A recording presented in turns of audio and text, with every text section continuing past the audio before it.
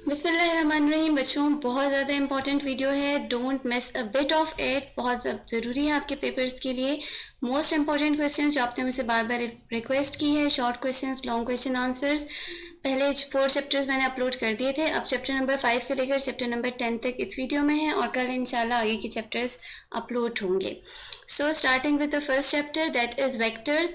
यहाँ पर देखो, ये साइड पे जो स्क्रीनशॉट है ये रिड्यूस सिलेबस का है। ये साइड पे स्क्रीनशॉट है रिड्यूस सिलेबस का। इसमें वेक्टर्स के चैप्टर में जो चीज़ें इंक्लूडेड हैं that is introduction, scalars and vectors का, वेक्टर्स की रिप्रेजेंटेशन और रेजोल्यूशन ऑफ द वेक्टर्स।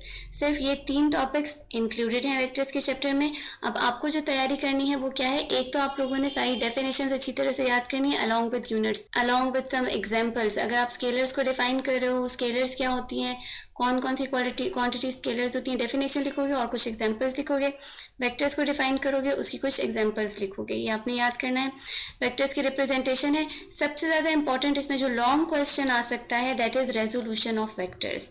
ठीक है, how can we resolve the vectors into its components, ये वाला क्वेश्चन बहुत ज़्यादा इंपॉर्टेंट है इस साल। न्यूमेरिकल्स में इसके जो रिलेटेड न्यूमेरिकल्स हैं, एग्जांपल आप देखोगे 5.3 और 5.4, उसी किस्म की जो न्यूमेरिकल्स हैं, एग्जांपल्स भी प्रिपेयर करो और इसी तरह के जो न्यूमेरिकल्स हैं वो आपने प्रिपेयर करनी है, जिसमें आपको रिजॉल्व करना आना चाहिए वेक्टर्स को। आप उसके कंपोनेंट्स में किस तरह से रिजॉल्व करोगे। Chapter number 6 equilibrium. इसमें सबसे पहले हम देख लेते हैं जो टॉपिक्स इंक्लूडेड हैं कंडेंस सिलेबस में। टॉर्क और moment of the arm, centre of gravity, conditions of equilibrium and state of equilibrium. Number 1 definitions. बेटा देखो, शॉर्ट क्वेश्चन आंसर्स में आपके पास डेफिनेशंस आ सकती हैं। टॉर्क क्या होता है, मोमेंट क्या होता है, कपल क्या होता है, सेंटर ऑफ ग्रेविटी क्या होती है। डेफिनेशंस आपने याद करनी है along with a proper unit और फार्मूला। जहाँ पर यूनिट लग रहा है और फार्मूला लग रहा है, टॉर्क का फार्मूला क्या है, टॉर्क का यूनिट क्या है, किस तरह से आप फाइंड करते हो, वो सारी डेफिनेशंस उस तरह से। जो टॉपिक्स रिड्यूस टेबल्स में दिए गए हैं, ये 4 टॉपिक्स हैं, इनको आपने थॉरोली स्टडी करना है ताकि इसमें से जो भी MCQ आए वो आप आराम से सॉल्व कर सकते हो। इसके अलावा याद करने के लिए डेफिनेशंस याद करनी है। Conditions of equilibrium, first condition of equilibrium, second condition of equilibrium बहुत इंपॉर्टेंट है, और स्टेट्स ऑफ इक्विलिब्रियम। ठीक है, जो 3 स्टेट्स ऑफ इक्विलिब्रियम है, you don't have to mix them. Conditions कौन सी होती हैं, the sum of all the forces acting on the body is equal to 0। और सेकंड कंडीशन क्या होती है, sum of all the torques acting on a body is equal to 0। और states of equilibrium हमारे पास कौन सी होती है, stable equilibrium, unstable equilibrium, neutral equilibrium, ये हमारे पास स्टेट्स ऑफ इक्विलिब्रियम होती है। दोनों चीज़ें इंपॉर्टेंट है, अच्छी तरह से आपने इसको प्रिपेयर करना। Chapter number 7 circular motion and gravitation. सबसे पहले जो टॉपिक्स इंक्लूडेड हैं रिड्यूस सिलेबस में वो मार्क कर लो। Uniform circular motion, centripetal acceleration, centripetal force, law of universal gravitation, mass of earth, variation of ji with altitude. इसके बहुत सारे टॉपिक्स मैं करा चुकी हूँ। अगर हो सका तो मैं आपको डिस्क्रिप्शन में उन तमाम वीडियोस की लिंक दे दूँगी, वहाँ से आप ये देख सकते हो। न्यूमेरिकल्स हम सब कर चुके हैं इन टॉपिक्स के। जो चीज़ें इंपॉर्टेंट है, अगेन डेफिनेशंस, तमाम definitions with formula and unit आपको अच्छी तरह से पता होना चाहिए। लॉन्ग क्वेश्चन आंसर में जो सबसे ज़्यादा इंपॉर्टेंट है यहाँ पर वो है law of universal gravitation along with derivation. जो आपके पास Newton law of universal gravitation है वो आपने डिफाइन करना है और उसको ड्राइव करना आपको अच्छे से आना चाहिए। देन न्यूमेरिकल्स, इस चैप्टर के सारे न्यूमेरिकल्स बहुत ज़्यादा इंपॉर्टेंट हैं और इसकी सारे एग्जाम्पल्स भी इंपॉर्टेंट हैं।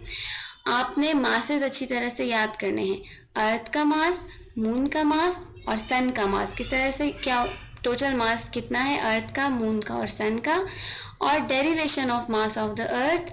और एक और टॉपिक है variation of ji with altitude, इसका भी मैं आपको लिंक दे दूंगी, वहाँ से आप ये टॉपिक भी अच्छी तरह से कवर कर सकते हो। Work, power, energy, chapter number 8। First of all तमाम डेफिनेशंस एंड डेरिवेशंस, इसकी तमाम डेफिनेशंस आपको आनी चाहिए। इस चैप्टर में जितनी डेरिवेशंस हैं related to work, power, energy, kinetic energy and gravitational potential energy. Work की डेफिनेशन, पावर की डेफिनेशन, काइनेटिक एनर्जी की डेफिनेशंस और पोटेंशियल एनर्जी की डेफिनेशन, ये आपको आनी चाहिए।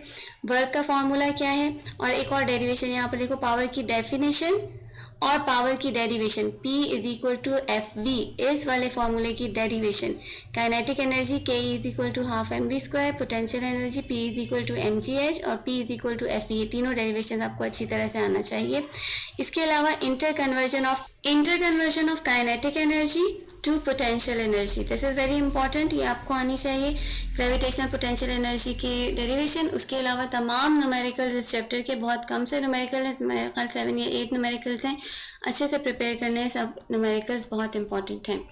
प्रॉपर्टीज़ ऑफ मैटर, थोड़ा सा लंबा टॉपिक है ये, इसमें आपके पास जो टॉपिक्स इंक्लूडेड हैं, रिड्यूस लेवल्स में that is elasticity, Hooke's law apply to helical spring, ये डेरिवेशन के साथ है। Pressure, Pascal's law, application of Pascal's law, इसमें सिर्फ एप्लीकेशन है हाइड्रोलिक लिफ्ट की। Archimedes principle, analytical treatment of Archimedes principle, buoyancy law of flotation, kinetic molecular theory of matter. क्या prepare करोगे आप इसमें? Pascal's law and hydraulic lift, most important, long questions में आ सकता है आपके पास। और definitions of Pascal's law, definition of elasticity, stress क्या होता है, स्ट्रेन क्या होता है, जो छोटी छोटी डेफिनेशंस हैं वो आपने देखनी है। समरी बहुत इंपॉर्टेंट होती है इन चैप्टर्स की, आप सबकी समरी को और से देखो। इसके अलावा आपके पास हुक्स लॉ है, वो आपने अच्छे से प्रिपेयर करना है। देन आर्चिमिडीज प्रिंसिपल, आर्चिमिडीज प्रिंसिपल को कैसे डिफाइन करोगे और उसकी एनालिटिकल ट्रीटमेंट क्या है। Kinetic molecular theory of matters, इसके मेन पॉइंट्स ये आपने अच्छी तरह से करना है। ये 5 टॉपिक्स जो हैं ये मोस्ट इंपॉर्टेंट हैं इस साल के पेपर के लिए। Then talking about the chapter heat, जो चीज़ें इसमें इंक्लूडेड हैं कंडेंस सिलेबस में, पहले आप वो नोट कर लो। Temperature, how are you going to define temperature. General features of a thermometer, mercury in glass thermometer, thermal expansion, linear thermal expansion, volume thermal expansion, anomalous expansion of water, Boyle's law, Charles law, general gas equation, heat capacity and specific heat capacity.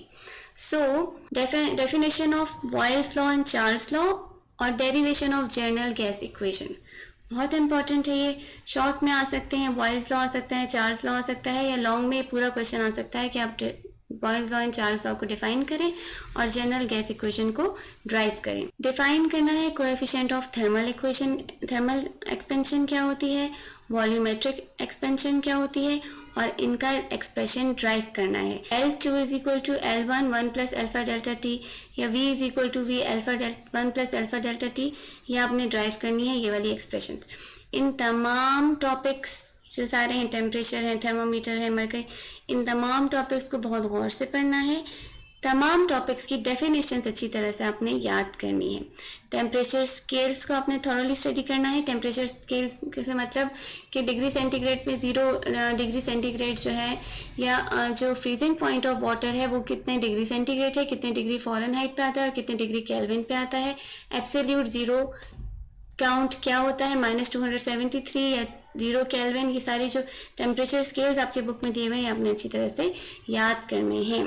इस chapter के भी तमाम जो numerical हैं वो important हैं।